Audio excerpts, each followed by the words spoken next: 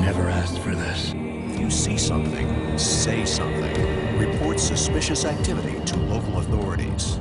If you're not breaking the law, if you're not doing anything wrong, then you shouldn't worry what the government is doing. Terrorism, terrorism, terrorism, Al-Qaeda, Mohammed, terrorism, terrorism, war in Iraq, war in Afghanistan, Al-Qaeda, Osama bin Laden. It's not like my government would ever do it to me, but guess what? You're wrong. Protest is now illegal in the U.S. Move along, citizen.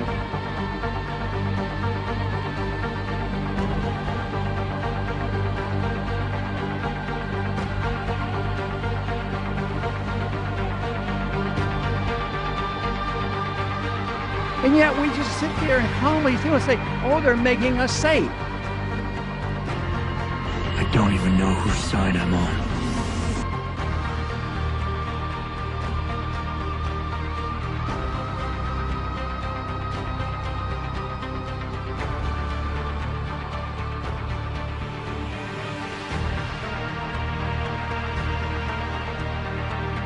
Okay, this is straight out of 1984. We're living in a police state.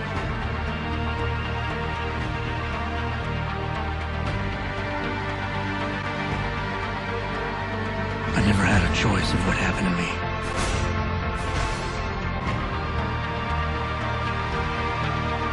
The city is being turned into a police state with militarized riot gear, LRAD machines, and drones overhead.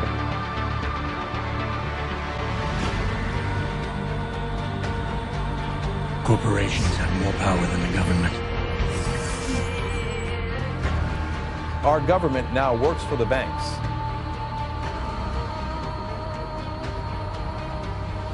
America, the greatest losses to our freedom have come not from someone attacking us, but from the government ignoring the Constitution and the majority letting them get away with it.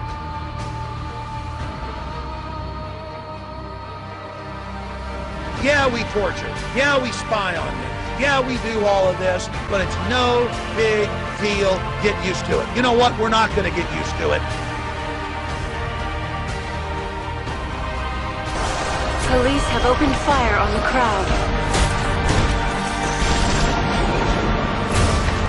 We're all in serious, serious danger. Millions of dollars spent on new police gear, trucks ready to function as rolling barricades. What you have here is, this is the wars coming home. If anybody doesn't believe this government is capable of doing these kinds of things, you're out of your mind. Go back to bed, America. Your government is in control again. Well, you know, America's a strange country. All you need to keep them pacified is give them a dozen donuts and a gun. They don't seem to have the capacity, the intellectual capacity, to think of their own self-interest in any other way than the next 5 minutes. It's time to wake up. Wake up, America! Wake up, America.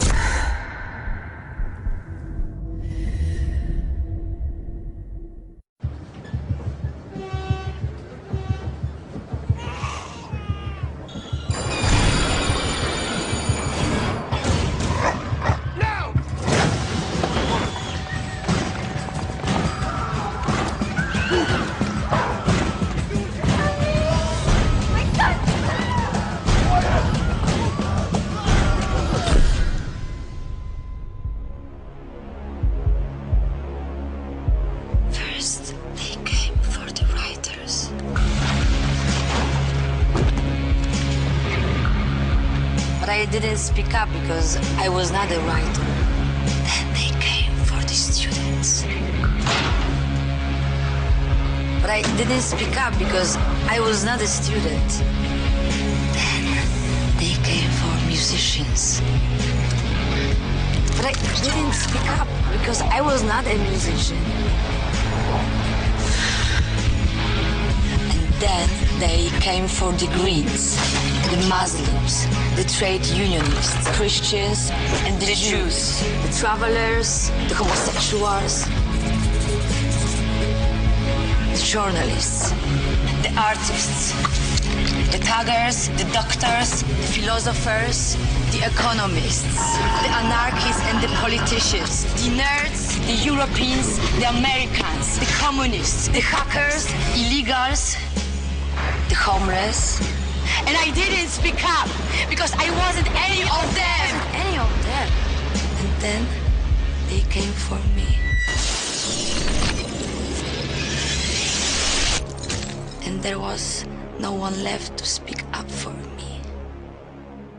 The pros, if only they could somehow become conscious of their own strength, would have no need to conspire. They needed only to rise up and shake themselves like a horse shaking off flies. If they chose, they could blow the party to pieces tomorrow morning. Surely sooner or later it must occur to them to do it. Until they become conscious, they will never rebel, and until after they have rebelled, they cannot become conscious. The time is coming when the window for us to restore the control of our government to ourselves will close, and we had damn well better act before then. You want to know why the American public is fit? They're fit because they're not seeing their Congress do the work that they're sent to do. We need to demand more of our elected officials. Damn bills that come out here all the damn time. Come out here in the last second, and I gotta try to figure out how to vote for my people. Bathed in the excesses of power, they passed a bill that by their own admission, they hadn't read. This is PR politics. Unanimous consent that we bring up the bill to extend the tax cut for 160 million Americans. As you walk off the floor, Mr. Speaker, you're walking out. If you want to stand up on the floor of the Senate and defend the Wall Street banks like Bank of America and the credit card companies, be my guest.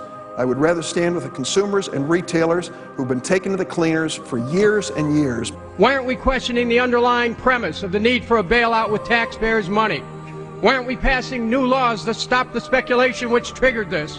Why aren't we directly helping homeowners with their debt burden? Why aren't we helping American families faced with bankruptcy? Why aren't we reducing debts for Main Street instead of Wall Street? Is this the United States Congress or the board of directors of Goldman Sachs? When I fuck up, who bails me out? No one. There is no one here to object. This is why the American people have thrown you out of power. You see, you're right. It is within your sole discretion to recognize a member. But you chose to exercise the power of the gavel, Madam Speaker. Therein lies the problem. If he's not here to pull off this political stunt, then we should just proceed and this bill should be withdrawn. It is the right thing to do by the American people to stop these tactics. Enough! And make no mistake about it, this is not about national security. But my point about this is a war without end. I'm afraid of giving up the right to trial by jury and hoping that someday they will declare an end to this war and they'll give back the right to trial by jury. Mr. Speaker, a nationwide revolt is developing over the body scanners at the airports, and it should. And we also know there are individuals who are making money off this. They say, trust us. Trust us, the people who brought us Katrina, to be competent in face of a disaster. Trust us, the people who brought us warrantless wiretapping and other excesses eroding our civil liberties. Trust us. Many of us were told in private conversations that if we voted against this bill on Monday, that the sky would fall, the market would drop 2,000 or 3,000 points the first day, another couple thousand the second day, and a few members were even told that there would be martial law in America if we voted no. We're not trying to scare kids. This president's foreign policy is what's scaring the kids of this country. Well, it's the same people that told us Saddam Hussein had something to do with 9/11. Same people that told us Saddam Hussein had weapons of mass destruction. Same people that told us we were going to be able to use the oil for reconstruction money. Same people that told us that we'd be greeted as liberators, not occupiers. Same people, same president that told us the Taliban is gone. Same president that told us that Poland is our ally 2 days before they pull out. Same president that tells us Iraq is going just great. Same president that tells us the economy is going just great. Same people that told us the tax cut was going to create millions of jobs. Same people that told us that the Medicare program only cost $400 billion when it really cost $540 billion. So please forgive us for not believing what you're saying. Please forgive the students of this country for not believing what you're saying. Not one thing about this war that has been told to the American people or that has been told to these college students has been true. Not one thing. Bremer says we need more troops. The Pentagon says we need more troops. And this president can't get them from the international community, there's only one option left. Let's be honest with the American people. Fascism, by definition, is when corporations team up with organized religion and control the government. Do I have to say anything more? Wouldn't you say that we're on the brink if we're not there? We're witnessing a slow and steady takeover of our true freedoms. And now we see the government taking over banks. We see the government taking over car companies, insurance. We're being told what cars we can drive, how much we can make. And now they want to take control of our health care. It's one more attempt for them to put everything that we do day and night under the control of the federal government. Are you willing to sacrifice your freedom for liberty? Well, I say that they're taking away our free will. The American people are being forced to do something they don't want to do. But there really is a difference between us, and it's basically this. We don't think the government should be in control of all of this. We want people to be in control. And that, at the end of the day, is the big difference. What they are trying to do is create an America very unlike the America that has existed for centuries. The thing associated with America, freedom, is precisely what must be destroyed if this is to be turned into a fundamentally different country to suit Obama's vision of the country and of himself. I think he's going way beyond his constitutional powers assigned to the executive branch, which is, by definition, an imperial precedent. Once again, total power in one person's hands, not the American way. He's centralizing power inside the Beltway, taking power and decision-making from families, from individuals, and as a consequence, what he's doing is building an unchecked executive. Now, I hate to point fingers at anybody, but the President administration probably has a lot to do with that. But you know who's responsible for it? We are. Personal responsibility. Where is the outrage to come from? From you. It turns out you're the knight in shining armor. First, you've got to get mad. You've got to say, I'm a human being. God damn it. My life has value.